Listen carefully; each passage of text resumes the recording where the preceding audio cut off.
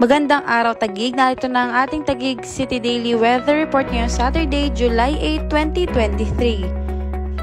Ayon sa Pag-asa, sa ngayon ay walang namamataan na sama ng panahon sa loob at labas ng Philippine Area of Responsibility. Samantala, ayon naman sa ating tower system, asahan ng mainit at maalinsang ang panahon na may bahagyang maulap hanggang sa maulap na kalangitan at posibilidad ng mga pag-ulan, pagkidlat, pagkulog, lalo na sa hapon na gabi dulot ng localized thunderstorms.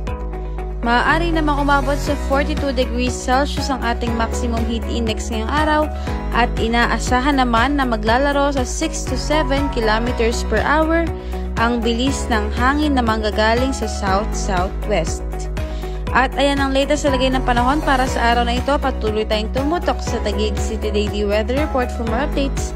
Maging alerto, Taguigenyo. Ako po si Christine Edano. Maraming salamat at mag-ingat tayong lahat.